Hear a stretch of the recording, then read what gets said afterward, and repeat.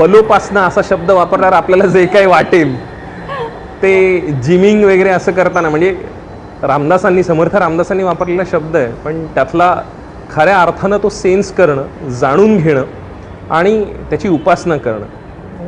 दोघीजणी माझ्याबरोबर आहेत, त्यांनी ते केलेलं आहे.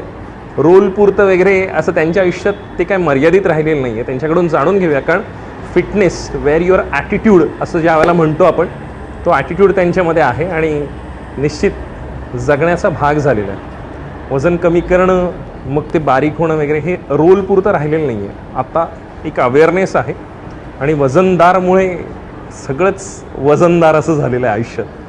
काय सांगाल? आणि तुमच्याकडून या फिटनेस टिप्स खरं तर मला घ्याव्याशा वाटतं तुमच्याकडून. तुझी ऑलरेडी सुरुवात झालेली आहे अमित, आणि तुला टिप्सची गरज नाही असं मला वाटतं. पण परुळेकर सर काय किंवा अब्बास काय आम्हाला एक प्रश्न विचारायला सांगतात स्वतःला, what did you do for your body today. आणि ह्या प्रश्नाचं उत्तर जर तुमच्याकडे नसेल तर मग तुमच्याकडे कधीच उत्तर नसेल. सो एक 20 मिनटं का होईना तुमच्या बॉडीसाठी रोज तुम्ही दिली पाहिजेत. याचं सोपं कारण असं आहे की इट्स एन इंजिन, आणि तुम्ही इंजिनला तसंच ठेवलं किंवा त्याला ओव्हर एक्झॉस्ट केलं तर ते खराब होणार. सो सगळं प्रपोर्शन सांभाळायला 20 मिनटं का होईना स्वतःसाठी दिली पाहिजेत. ह्याचं महत्त्व मला वजनदारनंतर जास्त कळलं आहे. आधी मी देत होते, पण कधी हेक्टिक स्केड्यूल्समुळे ह्याच्यामुळे दुर्लक्ष व्हायचं. पण आता 20 मिनटं अपसूक काढली जातात आणि त्याचा आनंद आहे. निश्चित प्रिया, नवीन टार्गेट्स, नवीन अचीवमेंट्स उमेशने तुझ्याकडे बघून 6 पॅक तर केलं आहे. कारण मला आठवतं आहे आम्ही एक इंटरव्ह्यू केलेला हॅपी जर्नीच्या वेळेला, आणि तिने त्यावेळेला ना अतुल असं बाजूला होता आणि ती म्हणाली पुरुष असा असायला पाहिजे. आणि मला असं वाटतं की तो उमेशसाठीचा ट्रिगर पॉइंट असेल. आठवतंय तुला आपण अतुलच्या घरी गेलेला? मला आठवतंय. आणि मला त्याच्यानंतर अनेकांच्या तपस्या भंग करणारा असा उमेश कामत. अरे ट्रिगर पॉइंट सांगत नाही का? अरे तुम्हाला प्रायव्हेट मध्ये सांगितलं होतं, मीडियावरती नको. ट्रिगर पॉइंट आत्ता म्हणजे ऑफकोर्स उमेशनी आत्ता या गेल्या 4 महिन्यांमध्ये हा सगळा एकदम सॉलिड बदल स्वतःमध्ये घडवला आहे. वेरज माझी ही वजनदारची प्रोसेस खरं तर गेल्या वर्षीची, म्हणजे 2015ची आमची प्रोसेस आहे, कारण आम्ही तेव्हा शूट करत होतो. खरं तर वर्ष झालं ऑलमोस्ट. आत्ता कठीण होतंच म्हणजे वजन वाढवणं वगैरे. फक्त मला आत्ता खूप छान का वाटतंय माहिती आहे का, आणि रादर आय एम व्हेरी, मला असं नॉस्टॅल्जिक वाटतंय, कारण हीच ती जागा आहे. इथेच मी व्यायाम केला आणि इथेच मला सरांनी सांगितलं, ज्या काही त्यांनी परुळेकर सरांनी ज्या काही टिप्स दिल्या आणि त्यांनी माझ्याकडनं ते करून घेतलं असं मी म्हणेन. कारण जर ना स्वतः वजन वाढवणं ही सोपी गोष्ट नाही आहे. तुम्हाला योग्य मार्गदर्शक पाहिजे आणि योग्यच पाहिजे, कारण अत्यंत सायंटिफिकली ती गोष्ट होणं गरजेचं आहे. मला एक गोष्ट नेहमी आठवते, सर मला सतत सांगायचं की you should thank your body. रोज सकाळी उठा आणि तुमच्या शरीराला थँक्यू म्हणा की ते तुम्हाला रिस्पॉन्ड करतंय आणि वजन वाढवून देतंय. जर तुम्ही ते अप्रिशिएट नाही केलं तर ते थांबणार, बॉडी पण तुमची रिस्पॉन्ड नाही करणार. आणि सगळ्यात महत्त्वाचं, या सगळ्या प्रोसेसमध्ये जेव्हा तुम्ही तुमच्या शरीराशी एक 16 किलोचा खेळ करताय, कमी करणं वाढवणं, 1.5 महिन्यामध्ये जे काही आमचं चालू होतं, ह्या सगळ्यामध्ये तुमच्या शरीराने तुम्हाला साथ दिली पाहिजे. तुम्ही कुठेही आजारी नाही पडला पाहिजे. तुम्ही ओव्हर इटिंग करताय त्याचं तुम्हाला डायजेशन व्यवस्थित झालं पाहिजे. मग ते डायजेशन व्यवस्थित होण्यासाठी माझ्या बॉडीची सिस्टीम कशी तयार झाली पाहिजे, ह्या सगळ्याचा अभ्यास करून त्यांनी माझं ट्रेनिंग केलं. आणि मला आता खरंच खूप नॉस्टॅल्जिक मी झाले, कारण मला आत्ता आणि आठवत आहेत मला गोष्टी की का त्यांनी मला हेवी वेट्स वापरायला दिली, का त्यांनी मला आम्ही खूप हेवी वेट्स वापरायचो आणि वेट ट्रेनिंग करायचो आणि रिपिटेशन्स कमी करायचो, जेणेकरून माझ्या मसल्सची पॉवर वाढली, माझ्या मसल्सची भूकही वाढली आणि भूक वाढल्यानंतर आपसूक मला खावंसं वाटायला लागलं. म्हणजे जो माझा अगदी लेमॅन लँग्वेजमध्ये सांगायचं तर पेट्रोलची गाडीची टाकी जर माझी 20 लिटरची असेल तर त्यांनी ती व्यायामाने फुगवून 50 आणि 70 लिटरची केली, जेणेकरून त्याच्यामध्ये 70 लिटर पेट्रोल मावेल. सो हे सगळं करणं एका उत्तम मार्गदर्शकाशिवाय अशक्य होतं. आणि आज आपण याच गोष्टीवरती बोलायला इथे आहोत ह्याचं मला खूप जास्त सर्कल कम्प्लिशन ऍक्च्युली. आणि तेही सगळं पुन्हा कमवलेलं 16 किलो गमवून नाही म्हणणार मी, ऍक्च्युली ते सुद्धा अर्न केलं होतं. हा, ते सुद्धा अर्न केलं होतं आणि हे सुद्धा अर्न केलंय. त्यामुळे आता ते सर्कल खरंच कम्प्लीट झाल्यासारखं वाटतंय. बरं, ह्या सगळ्यामधला म्हणजे रेस डे हा तुमच्यासाठी काय असतो? Rest is a part of your training. तुला माहिती आहे सरांनी सरांनी अशा इन्स्ट्रक्शन्स दिल्या होत्या की वजन वाढवण्याच्या काळामध्ये प्रियाला काहीही काम पडता कामा नाही. You should rest, don't burn your calories, save your calories, don't burn.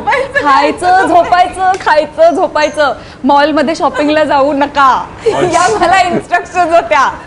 एवढंही नाही, त्यांनी उमेशला सांगितलं की बेडरूमचं दारही उघडायला प्रियाने उठायचं नाही, किंवा दारावर कोणी आलं तरीही तिने उठायचं नाही. तुम्ही उठा आणि दार उघडा. त्यांच्या कॅलरीज बर्न नाही झाल्या पाहिजे. तुझ्या आयुष्यात कधीच केलं कधीच नाही. म्हणजे ऑफकोर्स. आणि ह्या काळामध्ये इट इज व्हेरी नेसेसरी की असं जेव्हा तुम्ही काहीतरी, आता उमेशचे 6 पॅक्स असतील किंवा मी हे जे केलं ते असेल, ह्या दोन्हीमध्ये तुम्हाला फॅमिली सपोर्ट खूप लागतो. तुमचं खाणं बदलतं, तुमचे मूड स्विंग्स होतात, तुमची बॉडी वेगळी रिस्पॉन्ड करायला लागते. या सगळ्यामध्ये तुमच्या पार्टनरनी तुम्हाला समजून घेणं आणि त्यावेळेला सपोर्ट करणं खूप गरजेचं असतं, जे की झालं. निश्चित. सई, या सगळ्या गोष्टी तू ज्या पद्धतीने म्हणजे किक बॉक्सिंग टू या सगळ्या गोष्टी तू सुरू केलेल्या असत, म्हणजे त्यावेळेला काय काय नेमकं तुझ्यात बदल तुला जाणवला? अगदी रुटीन सकाळी उठण्यापासून ते रात्री झोपेपर्यंतच तुझी दिनचर्या काय होती? मी सकाळी कधीच वर्कआउट करत नाही, मला सकाळी उठवत नाही. मी संध्याकाळी किंवा रात्री वर्कआउट करते. पण यावेळेला असं होतं की अमित खूपच मला कष्ट पडले, कारण मला गोड अजिबात आवडत नाही. आणि मला जे डाएट दिलं होतं त्याच्यामध्ये मिल्कशेक, ड्रायफ्रूट्स, चॉकलेट असं सगळं होतं. मी एक 4 दिवस ते पिऊन बघितलं, पण मला ना त्यांनी मळमळायचं. मग मी अभ्यासला सांगितलं की मी माझ्या पद्धतीने वजन वाढवते, तू मला 4 गोष्टी सांग ज्या करायच्या नाहीत, किंवा ह्या केल्या तर हे करायचं. तर मला म्हणाला की ठीक आहे, पण मी तुला सांगेन ते प्लीज तेवढं पाळ. त्यामुळे मी खरंच जे डाएट दिलं होतं ते सोडून त्याला फाटा देऊन दुसरं म्हणजे जंक फूड म्हणा, किंवा खूप जास्त कॅलरीज आपल्याला माहीत असतात की ह्याच्यामध्ये खूप, किंवा हे फॅट नाही आहे, असं मी खूप इंटेक वाढवला. आणि माझं सगळं वजन पोटावर वाढलं यार. म्हणजे हातपाय काढी आणि पोट नरसोबावाडी असं झालं होतं माझं. पण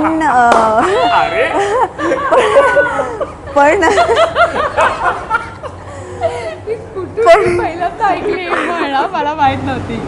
पण खूप मजा आली. म्हणजे ह्या प्रोसेसमध्ये मी कुठल्याही शेपमध्ये असले तरी मला कॉन्फिडेंट राहायला मी शिकले, स्वतःवर प्रेम करायला मी शिकले. आणि म्हणजे आपल्याकडे काय असतं, लोकांना ना आपण फार बारीक झालेलंही आवडत नाही, फार जाड झालेलाही त्यांना त्रास होतो, त्यांना सगळ्याचाच त्रास होतो. त्यामुळे आम्ही जेव्हा जाड होऊन सगळीकडे काय ग असं होत होतं, आणि आता बारीक होऊन फिरतो काय ग, दोन्हीला काय ग. म्हणजे फिट राहणं ही तुमच्या जॉबची रिक्वायरमेंट आहे, कारण तुम्ही एका अशा प्रोफेशनमध्ये आहात जिकडे फिट राहणं is a major part of your job. त्यामुळे तुम्हाला वजन कमी जास्त हे करावं लागतं. सो मला आता कोण काय बोलतं आहे, किंवा कोण कसा रिॲक्ट होतो आहे, किंवा माझा बॉडी शेप कसा आहे, याच्याबद्दल फार आता काही वाटत नाही. कारण ही जी फेज होती ती खूप इंटरेस्टिंग आणि मजेशीर होती, आणि त्याच्यातून आम्ही दोघी पण खूप जास्त काय शिकलो. वजनदारने तुम्हाला तुमच्या आयुष्यात काय दिलं? ॲज शी राईटली सेड, आम्हाला दोघींनाही आमचा फिटनेस दिला. आणि तुम्ही जसे आहात तसं स्वतःवर प्रेम करायला शिकलो, आणि खरंच शिकलो. म्हणजे देअर वॉज अ टाईम जेव्हा मला सुद्धा माझी बॉडी आवडायची नाही. मला असं वाटायचं की मला पण स्किनी लेग्स पाहिजेत, माझे थाईज जास्त आहेत, मला नकोत, मला असं नकोत, मी हिरोईन आहे, मी ॲक्ट्रेस बनणार आहे, तर मग मला असं नाही राहता कामा, मला शॉर्ट स्कर्टमध्येही चांगलं दिसता आलं पाहिजे. सो हे कॉम्प्लेक्स मलाही होते.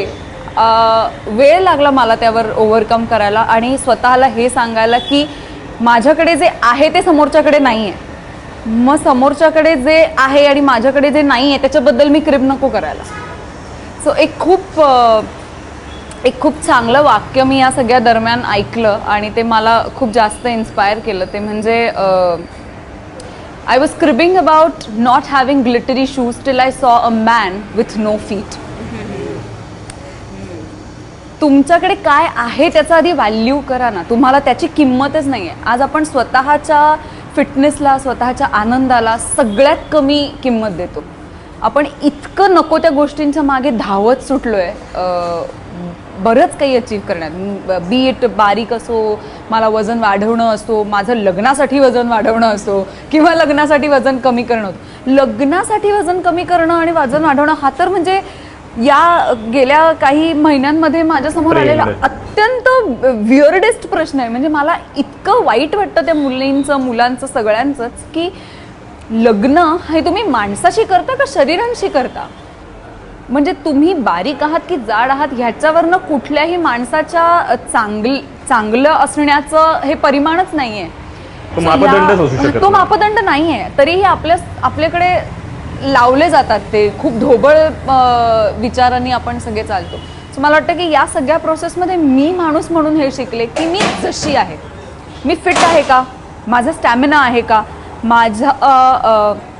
मला ज्या गोष्टी बेसिक रिक्वायर आहेत की मला माझंच वजन उचलता येत आहे का, किंवा मी कुठेही थकत नाही आहे ना, माझी इंटेन्सिटी चांगली आहे ना, ह्या सगळ्या गोष्टींवरती जर टिकमार्क असेल तर मी जशी आहे तशी चांगली आहे आणि मी छान. So I am very happy with my body right now. वजनदारमुळे आता इथून पुढच्या प्रोजेक्ट्समध्ये माझा सिन्सिअरिटी क्वोशंट थोडा जास्त असेल. मला प्रियाला मला जवळून ओळखता आलं. मला प्रिया आणि मी काम केलं पण प्रिया कशी आहे माणूस म्हणून मला जास्त कळली आणि जास्त आवडायला लागली. मला सचिनसारखा ट्रॅव्हल पार्टनर मिळाला, अतिशय सुंदर. आणि हेच की वजन हा किती मोठा इश्यू असू शकतो किंवा नसू शकतो ह्याची पुन्हा एकदा नव्याने ओळख झाली. आणि आता मला शेपमध्ये राहायला जास्त इन्स्पायरिंग गोष्टी आजूबाजूला घडत आहेत कारण आम्ही लोकांना इन्स्पायर करणार आहोत. सो आम्ही कसं असावं ह्याचं मोजमाप आता ठरलेलं आहे आणि तसं राहायचा प्रयत्न आम्ही करणार आहोत. पेन ऑफ डिसिप्लिन असं एक वेगळ्या बाजूने म्हटलं जातं आणि pain of regret your choice असे दोन वेगवेगळे टप्पे आहेत त्यातले. कशा पद्धतीने हे ओव्हरकम करणं किंवा ते आत्मसात करणं हे दोन्ही अर्थाने तुम्हाला वाटतं. पेन ऑफ डिसिप्लिन मला खूप होतं. डिसिप्लिनची पेन भयंकर होते पण सर्वार्थाने मला रिग्रेटची म्हणजे रिग्रेट व्हायची चॉईस ठेवू नये असं मी स्वतःला सांगितलं आहे. पण डेफिनेटली डिसिप्लिन किंवा कुठे वेळेत पोहोचणं किंवा सकाळी कुठे मला अजिबात आवडत नाही सकाळी उठायला. सो ह्या गोष्टी आहेत आणि जसं वय वाढेल तसं आपण स्टबर्न होत जातो की मी अशीच आहे किंवा हे असंच आहे किंवा माझ्यातनं हे घडतच नाही. हे सगळं मोडायचं आहे आणि ते आता बघू, चालू आहे प्रयत्न. तू खूप सिन्सिअर आहेस असं एक वेगळ्या अर्थानं तू उमेश म्हणजे हे ना. हो नाही आणि प्रचंड सिन्सिअरिटी म्हणजे 5.5 म्हटल्यावर 5.5च्या ठोक्याला हे दोघंही हजर असतात आणि इट इज व्हेरी कमेंडेबल. हा आणि ते 4:30ला चेंबूरहून निघून कांदिवलीला जिमिंगला येतात आणि अगदीच म्हणजे उशीर वगैरे झाला ना. सिन्सिअरिटी क्वोशंट का, कारण मी हिच्याकडे जवळून बघितलं. ही मुलगी भयंकर हार्डवर्किंग आणि सिन्सिअर आहे. म्हणजे खरंच हे गुण 2 घेण्यासारखे आहेत जे माझ्यामध्ये खूप कमी आहे. हार्डवर्किंग मी आहे पण सिन्सिअरिटी थोडी अजून आली ना तर खूप मजा येईल. नाही आणि तुमचं मला ब्युटी आणि ब्रेन या दोन्हीचं कॉम्बिनेशन तुमच्या दोघांमध्ये दिसतं. हे खूप महत्त्वाचा एलिमेंट आहे असं मला वाटतं. आणि ह्या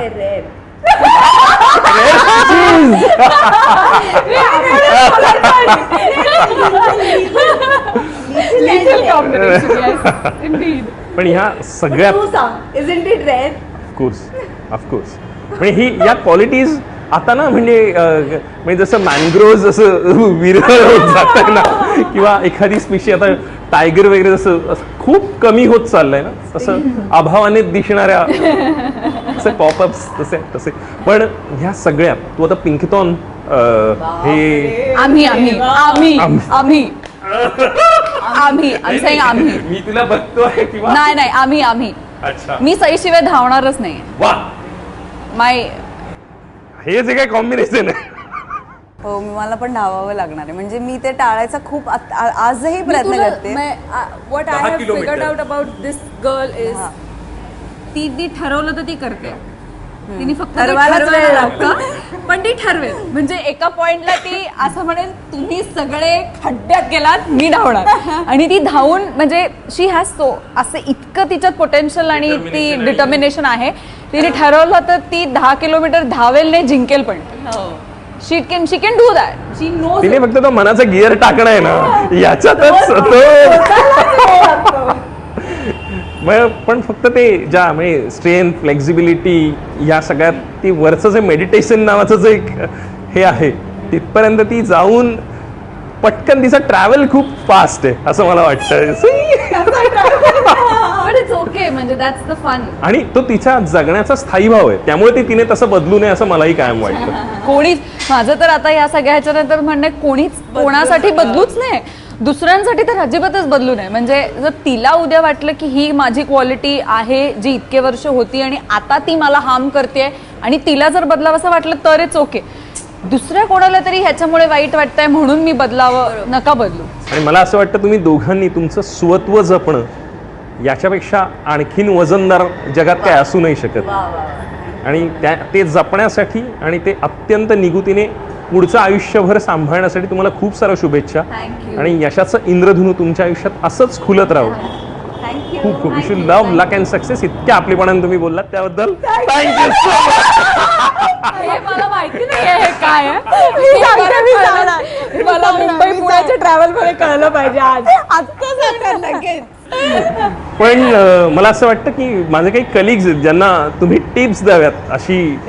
हो ऍब्सोल्युटली. फक्त त्यासाठीच त्यांना बोलवलेलं आहे. लग्नासाठी नाही त्यांना जगणं अधिक सोपं आणि सुकर व्हावं. कारण तो नुसताच शरीराचा नाही मनाचाही व्यायाम आहे. तर आपण सुंदर दिसणं ह्याच्या म्हणजे मला असं एकाने सांगितलेलं की सुंदरतेची व्याख्या म्हणजे समोर आरशात उभं राहिल्यानंतर जे दिसत नाही ते तुमच्यातलं सौंदर्य. तर मला असं वाटतं की बहुधा तो ॲटिट्यूड त्यांच्यामध्ये भिनवावा आणि तो तुम्ही भिनवावा यासाठी असं तुम्ही काही मदत करा. आमच्यामुळे दोन जर कोणी बदलू शकल्या व्यक्ती तर आयुष्यात तरी येऊ आमच्या शकल्या. या एक्झॅक्टली. मजाच येईल.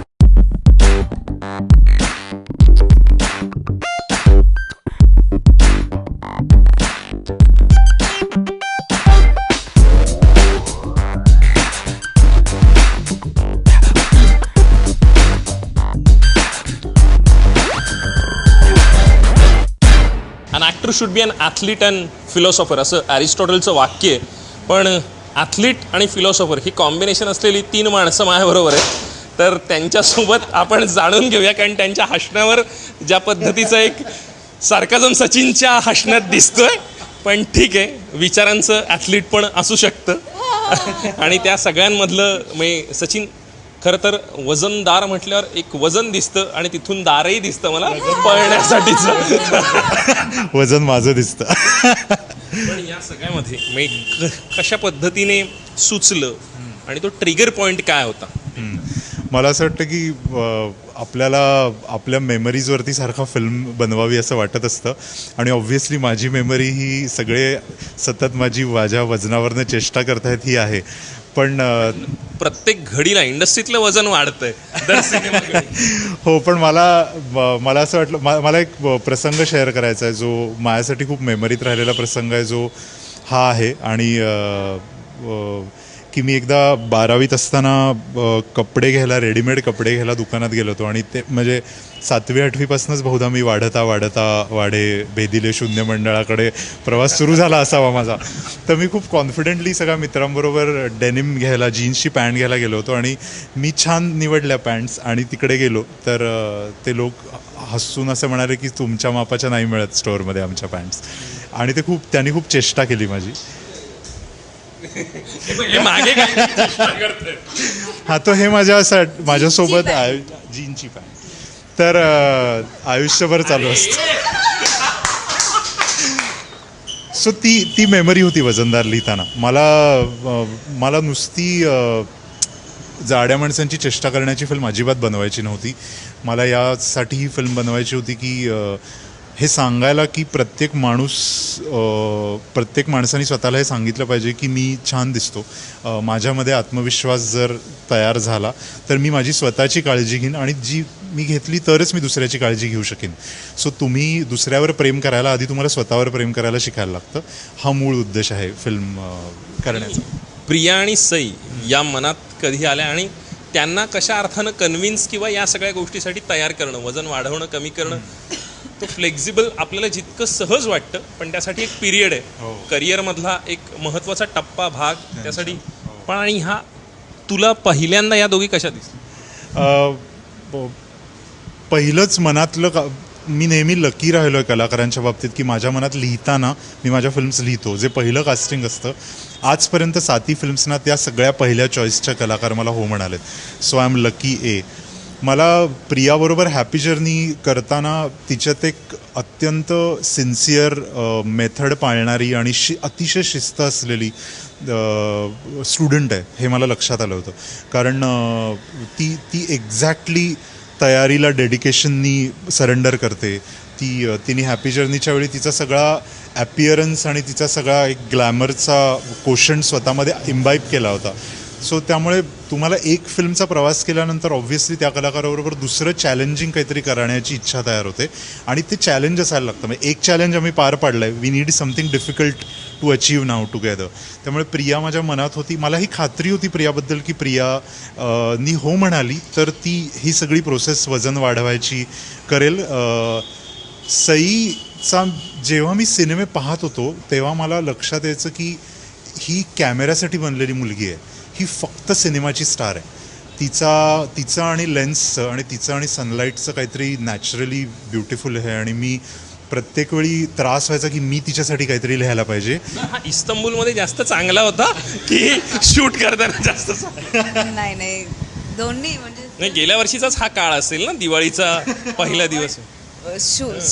फिल्म सुरू व्हायच्या आधीचा सचिन आणि आत्ताचा सचिन सेमच आहे. म्हणजे जेव्हा अप्रोच झाला फिल्मसाठी तेव्हापासूनचा ते इस्तानबुल नंतरचा सेमच आहे. तसं काही बदल नाही झालाय.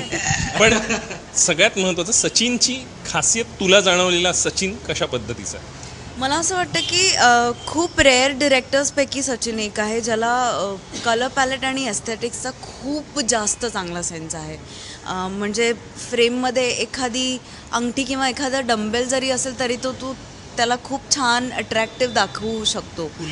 खूप सुंदर आणि तो खूप क्लिअर असतो. म्हणजे मला हे सांगायला खूप आवडेल अमित की आमची 7 वाजताची शिफ्ट असायची रोज. We use to roll at 7:30 and we use to pack up by 5:30. आणि हे रोज झालं 35 दिवस. असं एकदाही झालं नाही की आज लेट झाला आहे किंवा आज रोल लेट झाला आहे, एकदाही नाही. म्हणजे मी खूप फिल्म्स केल्यात. मला हा अनुभव क्वचित दुसऱ्यांदा किंवा तिसऱ्यांदा आला असेल आणि दॅट वॉज व्हेरी इम्प्रेसिव्ह. आणि बाकी कॅरेक्टर्स आणि ह्याच्या बाबतीत क्लॅरिटी खूप आहे, त्याच्यामुळे खूप मजा येते त्याच्यावर काम. आणि तुम्हाला तो खूप कम्फर्टेबल करतो. तुम्ही कोणीतरी छान आहात ह्याचा सतत फील देतो. त्याच्यामुळे तुमचा कॉन्फिडन्स आपोआप दिवसेंदिवस वाढत जातो. त्यामुळे जास्त मजा येते काम करायला. प्रिया म्हणजे सिन्सिअर स्टुडंट असा त्याने ज्या पद्धतीने उल्लेख केला आहे आणि अर्थात तशी तू आहेसच. पण कशा अर्थानं सचिनबरोबर काम करणं, त्यातला बिटवीन द लाईन्स आणि त्यातला अर्थ आणि अन्वय अर्थ तू समजावा असं मला वाटतं. मला वाटतं की आम्ही एकमेकांना पर्सनली खूप जास्त ओळखतो आता. जरा जास्त ओळखतो कदाचित. इतकंही ओळखू नये इतके आम्ही जास्त ओळखतो. त्यामुळे मला हॅपी जर्नीपासून सगळ्यात जास्त अट्रॅक्टिव्ह गोष्ट सचिनबद्दल वाटली असेल आणि जी मला ॲक्टर म्हणून खूप फायदेशीर ठरते आणि मदत होते ती म्हणजे त्याचं ब्रीफ. तो खूप छान तुम्हाला ब्रीफ करतो, खूप सुंदर नरेट करतो आणि तो ज्या पद्धतीने स्क्रिप्ट वाचतो किंवा ज्या पद्धतीने नंतर त्या कॅरेक्टर्सच्या ज्या काही कॅरेक्टरिस्टिक्स असतील त्या ज्या पद्धतीने तुम्हाला सांगतो, तुमच्यासमोर माझं होमवर्क ऑलरेडी त्यांनी करून ठेवलेलं असतं. त्यामुळे तो फक्त त्याचा अभ्यास असा सरेंडर करतो आणि तो म्हणतो की आता हे घे, वाच आणि पेपर लिही. सो आपल्याला करण्यासारखं काम खरं तर त्याने खूप कमी करून ठेवलेलं असतं. सो मला हे असल्यामुळे त्याच्याबरोबर ऑलवेज काम करायला आवडतं. आणि जसं सई म्हणाली तसं की हे मी अर्थात हॅपी जर्नीच्या वेळेला अनुभवलंच होतं की त्याचा भयंकर सुंदर सेन्स ऑफ एस्थेटिक्स आणि कलर पॅलेट. म्हणजे मी हॅपी जर्नी करेपर्यंत मी अशा पद्धतीचा सिनेमा मराठीत पाहिला नव्हता किंवा मी स्वतः असा सिनेमा केला नव्हता ज्याच्यामध्ये काचेच्या त्या कॅरवॅनच्या काचेवरती असलेलं जे चंद्र चांदण्या होत्या हे सुद्धा स्क्रिप्टमध्ये लिहिलं होतं रे. इतकं सगळं डिटेल वर्किंग मी कधीच पाहिलं नव्हतं. म्हणजे अर्थात मी खूप कमी काम केलं आहे पण तरीसुद्धा. सो त्यामुळे माझी सिन्सिअरिटी एवढीच होती की त्यांनी जे दिलं आहे ते सिन्सिअरली करावं. आणि त्याच्यात माझं कारण ऑफकोर्स एकतर आपण खूप चूझी राहून काम करायचं म्हणतो की आपल्याला येईल ते काम करायचं नाही, आपल्याला जे खूप आवडेल मनापासून आवडेल तेच करायचं आहे. मग जर तेवढंच करायचं आहे तर त्याच्यात मी माझे 200% नाही दिले तर मग अजून कुठे देऊ. त्यामुळे असं होतं की मग आता हे करायचं आहे ना, हे घेतलं आहे आणि हे ठरवलं आहे तर ह्याच्यामध्ये I will put my heart and soul into it. कारण ते त्यांनी ॲक्च्युली तेवढं फुलवून ठेवलेलं असतं की तुम्हाला पर्याय नाही राहत त्याच्यात जीव ओतण्याशिवाय. निश्चित. कारण तेंडुलकरांच्या काही स्क्रिप्ट्स वाचलेल्या त्यामध्ये म्हणजे लॅच उघडलं तर त्यानंतर आतून ती हे हँडल फिरलं वगैरे असं इतकं डिटेलिंग आहे. म्हणजे मला त्या गोष्टीची आत्ता नकळत आठवण झाली. पण या सगळ्यामध्ये तुला कॅरेक्टरपर्यंत या दोघींनी पोचावं, तू सांगणं आणि त्यांनी करणं किंवा त्यांनी त्यांचा प्रवास स्वतः करणं, तू कोणती मेथड खऱ्या अर्थानं फॉलो कर? मी पर्सनली मैत्री करण्याचा प्रयत्न केला सईशी. माझी प्रियाशी खूप चांगली मैत्री होती आणि तिने इक्वली रिस्पॉन्ड केलं मला. ती एक तिच्यात एक खूप साधेपणा आणि चांगुलपणा आहे मनाचा सईमध्ये. ऑनेस्टीचे डेफिनेशन आहे माझ्यासाठी सई. जर मनाने कोणी ऑनेस्ट असेल माझ्या सगळ्या कलिग्समध्ये तर मी सगळ्यात हाय रेटिंग सईला देईन. आणि त्यामुळे मैत्री करणं हा एकमेव मार्ग असतो कलाकाराकडनं तुम्हाला जे म्हणायचं आहे ते काम एक्स्ट्रॅक्ट करून घेणं.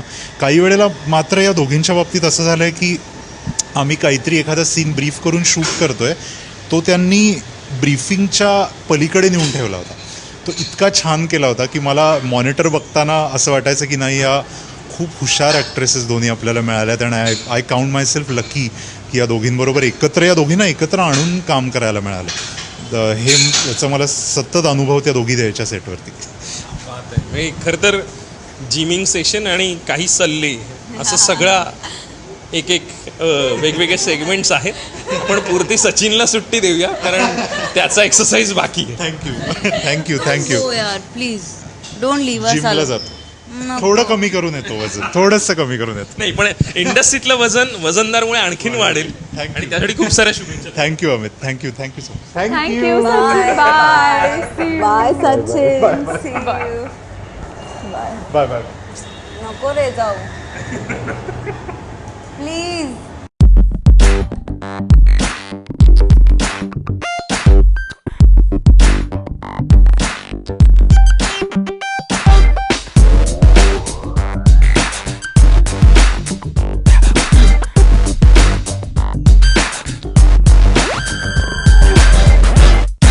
नेहमीच्या जगण्यात व्यायामाची किती आवश्यकता असते. आत्ता जिमिंग, फिटनेस सेशन्स वगैरे असं बरंच काही, योगा असं सगळं सुरू आहे. पण आपल्या दररोजची 7-12, 9-14 हे पकडताना खरंच जिमला वेळ मिळतो.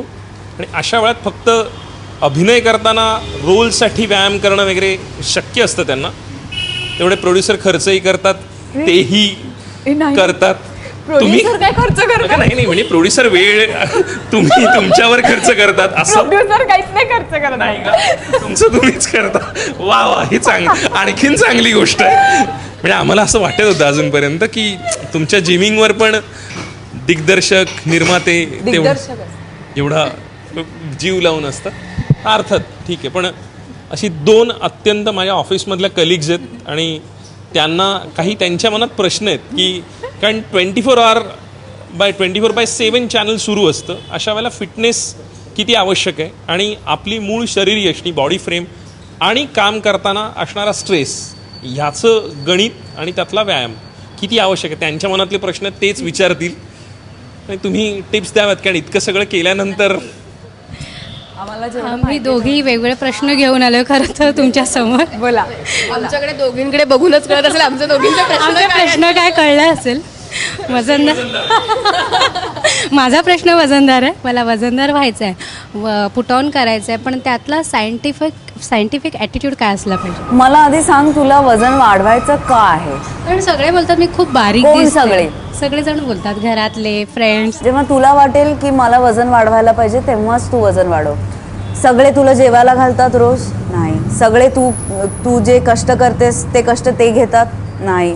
सगळे तू जेव्हा रात्री उशिरा जातेस, तुझ्या होणाऱ्या नवऱ्याला भेटायला बेचैन असतेस, तेव्हा सगळे तुझ्या मदतीला येतात? नाही. सो मला असं वाटतं, जेव्हा तुला वाटेल आतून की मी आता मला आवडेन अशी झाली आहे, तेव्हाच तू बदल. हे सगळे फक्त बोलण्याचं काम करत आणि त्यांचं तेवढंच काम असतं, आपण त्यांचं ऐकायचं नसतं. तू आहेस तशी खूप छान आहेस, तू कॅमेऱ्यासमोर खूप छान दिसतेस, तू हेल्दी राहा, वजन वाढवायच्या फंद्यात पडू नको. हेल्थ महत्त्वाची आहे.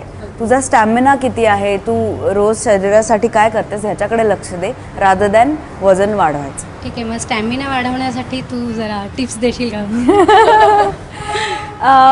आय अंडरस्टँड तुमचं रुटीन आमच्याच सारखं असतं आणि खूप हेक्टिक असतं. तर मी काही फार ह्याच्यातली ज्ञानी आहे वगैरे अशातला भाग नाही.